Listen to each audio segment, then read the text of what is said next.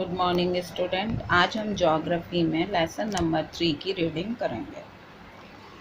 Lesson number 3 है कृषि। कृषि अंग्रेजी पर्याय एग्रीकल्चर शाब्दिक रूप से लैटिन भाषा के दो शब्द एगर यानी भूमि का टुकड़ा और कल्चर यानी जुताई करना से मिलकर बना है। लॉन्गमैन के शब्दकोश के अनुसार कृषि फसलों को उगाने के लिए बड़े पैमाने पर भूमि पर खेती करने की प्रक्रिया अथवा विज्ञान है। कृषि शब्द बहुत व्यापक है। इसके अंतर्गत अनेक विद्वान पशुपालन, मत्स्य पालन, रेशम कीट पालन, उद्यान कृषि, वानिकी और मुर्गी पालन को भी सम्मिलित करते हैं।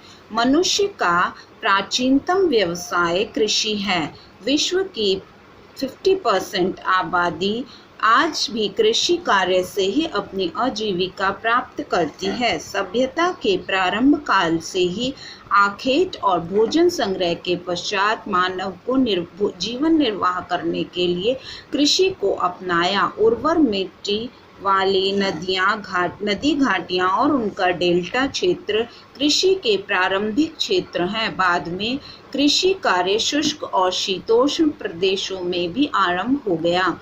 प्राचीन समय से ही खेती के औजारों में अत्यधिक सुधार होता आया है।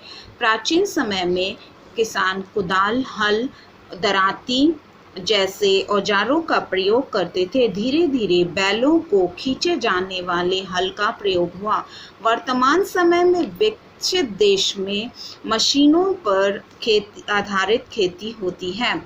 विभिन्न प्रकार के ट्रैक्टर चालित औजारों का प्रयोग किया जाता है, जिसमें खेती में काम आने वाले मजदूरों और मनुष्यों की संख्या घट गई है। इन देशों में काफ़ी लोग उद्योग और नौकरी जैसे व्यवसायों में लग गए हैं। भारत में कृषि की प्रकृति। भारत में अधिकतर क्षेत्रों में अब भी सघन निर्वाह कृषि पद्धति अपनाई जाती है। खेतों का आकार छोटा होने के कारण अधिकतर कृषक अपने निर्वाह के लिए खाद्य फसलें उगाते हैं। इसका प्रमुख कारण यह भी है कि भारत की जनसंख्या बहुत अधिक है। भारत के कुछ क्षेत्रों जैसे उत्तर पूर्वी पहाड़ी राज्यों, पठारी क्षेत्रों के कुछ भागों में स्थानांतरित कृषि भी की जाती है। इस प्रकार की कृषि पद्धति प्राय जनजातियों द्वारा अपनाई जाती है।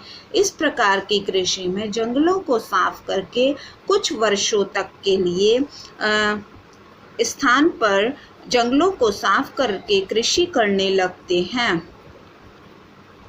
कुछ व्यापारिक फसलें जैसे कपास, जूट, गन्ना, तंबाकू, चाय आदि भी उगाई जाती है। हरित क्रांति के आने से अब गेहूं और चावल आदि खाद्य फसलें भी बड़ी पैमाने पर उगाई जाने लगी हैं।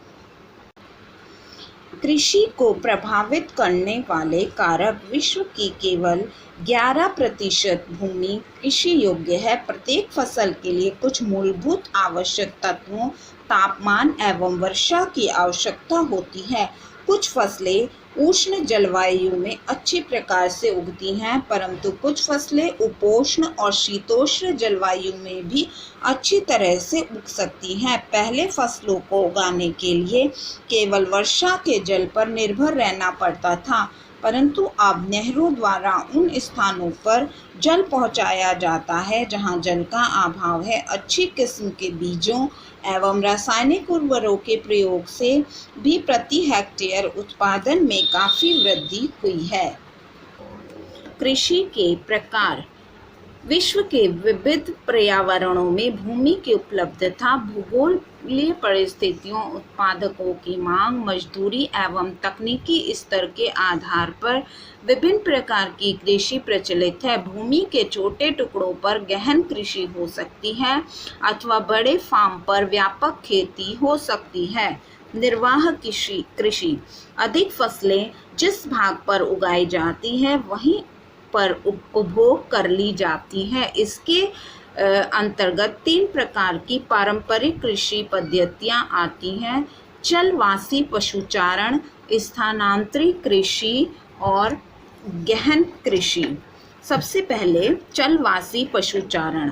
इस खेती के अंतर्गत झुंडों के लोग अपने मवेशियों के साथ एक स्थान से दूसरे स्थान पर चारे व जल की पूर्ति हेतु सीमित क्षेत्रों के साथ भ्रमणशील रहते हैं। सामान्य रूप से पाले जाने वाले जानवरों में भेड़, ऊंट, बकरी व याक होते हैं।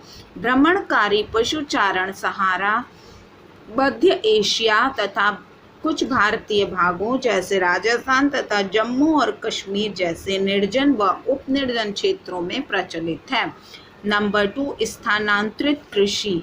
उष्णकटिबंधीय प्रदेश जैसे उष्णकटिबंधीय अफ्रीका, दक्षिणी पूर्वी एशिया और भारत के कुछ भागों में घने जंगलों में रहने वाले कुछ लोगों के द्वारा ही कृषि का यह तरीका अपनाया जाता है। वृक्षों को काटकर तथा झाड़ झंकाड़ों को जलाकर कृषि के लिए भूमि तैयार किया जाता है। मक्का, कसावा आदि फसलें साधारण औजारों की सहायता से उगाई जाती हैं। नंबर 3, गहन कृषि। इस पद्धति में भूमि के छोटे से छोटे टुकड़े में भी किसान बढ़िया किस्म के बीज का प्रयोग कर पर्याप्त उर्वरक डालकर नियमित जलापूर्ति सुनिश्चित कर और कुछ अधिक श्रम लगाकर प्रति एकड़ बहुत ऊंची दर से पैदावार ले सकता है। इस प्रकार की कृषि में किसान अपने परिवार के साथ अपने छोटे आकार की खेत जोत पर खेती करता है। वे कीटनाशक और कृंतकनाशियों का प्रयोग कर वहां पर सिंचाई जल की व्यवस्था होती है। Bharat, Japan, Philippines, Malaysia, Bangladesh आदि में यह पद्धति अपनाई जाती है। चावल मुख्य फसल है। इसके अतिरिक्त मक्का, दालें, तिलहन भी उगाए जाते हैं। व्यापारिक कृषि। इनका मुख्य उद्देश्य उत्पादों की बाजार में बिक्री करना है, इसलिए किसान द्वारा उस क्षेत्र के लिए एक खास फसल चुन ली जाती है। इसे फसल विशिष्टीकरण कहते हैं। इस कृषि के 2 प्रकार हैं, व्यापारिक अनाज कृषि और बागान कृषि। नंबर 1, व्यापारिक अनाज कृषि। इस प्रकार की कृषि मध्य आकांक्षीय देशों में बड़े पैमाने पर की जाती है।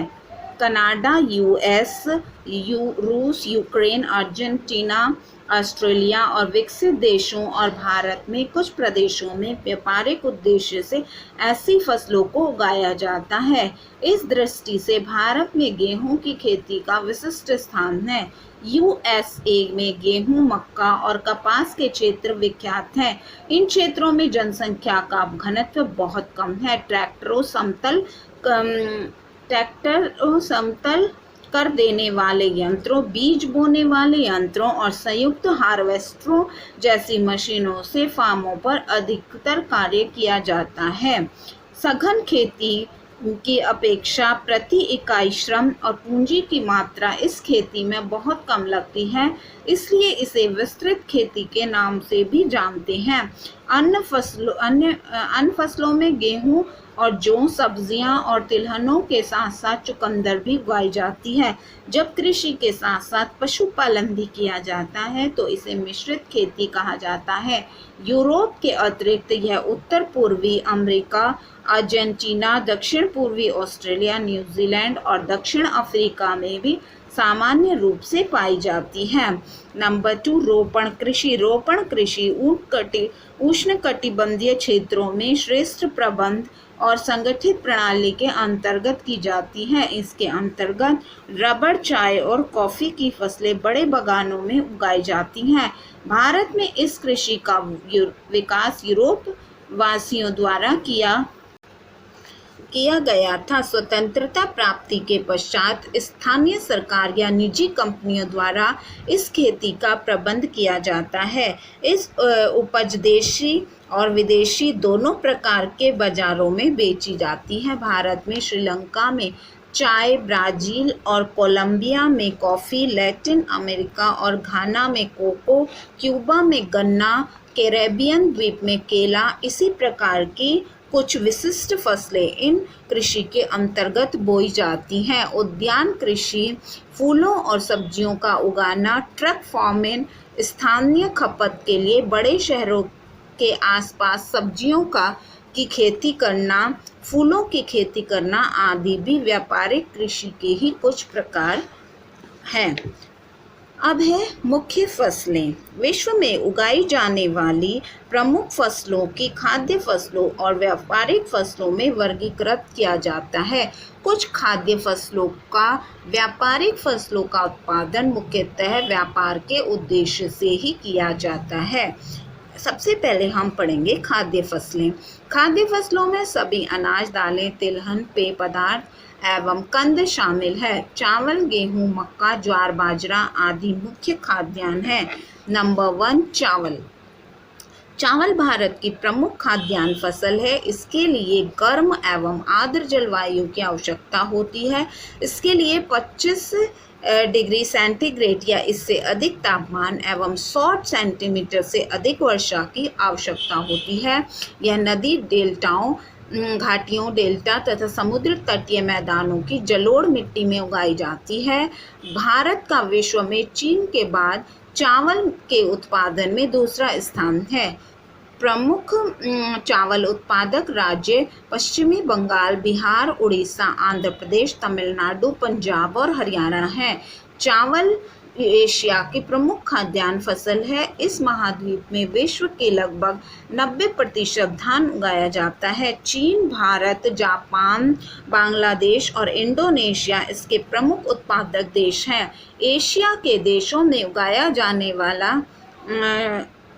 उगाया गया चावल प्रायः इन्हीं देशों में उपभोग कर लिया जाता है, क्योंकि इन देशों की जनसंख्या अधिक है। धान की खेती दक्षिणी अमेरिका, तटीय क्षेत्रों और अफ्रीका की नील नदी घाटी और ऑस्ट्रेलिया के मरे डार्लिंग बेसिन में भी की जाती है। धान भारत की प्रमुख खाद्यान्न फसल है। यह मुख्य रूप से उत्तर के मैदानी क्षेत्रों एवं समुद्र तटीय मैदानी क्षेत्रों में उगाई जाती है। भारत में धान की खेती मुख्य रूप से पश्चिम बंगाल, बिहार, असम, आंध्र प्रदेश, तमिलनाडु, ओडिशा, उत्तर प्रदेश और पंजाब में होती है। खेती की सभी प्रक्रियाओं जैसे पौधों के लिए क्यारी तैयार करना, जुताई करना, पौधे लगाना, घास पात साफ करना, फसल की कटाई करना और धान से चावल निकालना आदि के लिए मानव श्रम की आवश्यकता होती है। गेहूं भारत के लोगों का प्रमुख खाद्यान्न है। यह रबी की फसल का मुख्य उत्पादन है। गेहूं को शीत ऋतु के प्रारंभ में बोकर ग्रीष्म ऋतु के प्रारंभ में काट लिया जाता है। गेहूं की खेती के लिए 12 डिग्री सेंटीग्रेड से 17 डिग्री सेंटीग्रेड तक तापमान, स्वच्छ, साफ और कोहरा रहित मौसम, चटक धूप और 50 से 75 सेंटीमीटर वर्षा की आवश्यकता होती है। गेहूं की कृषि के लिए उपजाऊ भुरभुरी दोमट मिट्टी की आवश्यकता होती है। भारत में उच्चतम कोटि का गेहूं उगाया जाता है। भारत के प्रमुख गेहूं उत्पादक राज्यों में पंजाब, हरियाणा, उत्तर प्रदेश, मध्य प्रदेश, छत्तीसगढ़, बिहार, गुजरात, महाराष्ट्र तथा राजस्थान आदि प्रमुख हैं। संयुक्त राज्य अमेरिका, कनाडा, अर्जेंटीना और ऑस्ट्रेलिया गेहूं के प्रमुख निर्यातक हैं। भारत में मुख्यतः मध्य प्रदेश, महाराष्ट्र और बिहार और पश्चिमी उत्तर प्रदेश इसके प्रमुख उत्पादक क्षेत्र हैं। नंबर 3, मक्का। भारत में इसे मक्का, संयुक्त राज्य अमेरिका में कॉर्न और यूरोप में इंडियन कॉर्न कहते हैं। इसकी उत्पत्ति अमेरिकी महाद्वीपों में हुई है। कुल कृषि क्षेत्र में गेहूं के पश्चात इसका दूसरा स्थान है। इसके लिए अधिक तापमान 21 से 27 डिग्री सेंटीग्रेड तक, सामान्य वर्षा, जल निकासी की सुविधा वाली समतल भूमि, जलोढ़ और लाल दोमट मिट्टी की आवश्यकता होती है। संयुक्त राज्य अमेरिका मक्का का सबसे बड़ा उत्पादक और अंतर्राष्ट्रीय बाजार में सबसे बड़ा विक्रेता है। चीन दूसरा बड़ा उत्पादक देश है। इसके बाद ब्राज़ील, मैक्सिको और अर्जेंटीना का स्थान है। मक्का का उत्पादन लगभग अफ्रीका के सभी भागों व दक्षिणी यूरोप में होता है। भारत में मक्का का उत्पादन बिहार, उत्तर प्रदेश, मध्य प्रदेश और कर्नाटक में होता है। लास्ट है मोटा अनाज।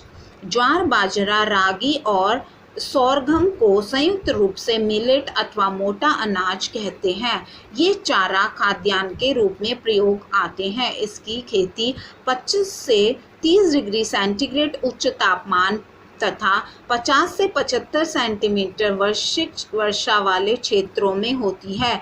चीन, भारत, नाइजीरिया और नाइजर मोटे अनाजों के प्रमुख उत्पादक प्रदेश हैं।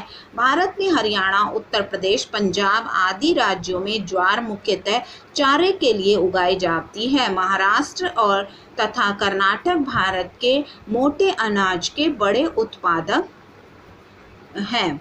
ओके स्टूडेंट, इसका जो बचा हुआ पार्ट है वो हम इस वीडियो के नेक्स्ट पार्ट में पढ़ेंगे।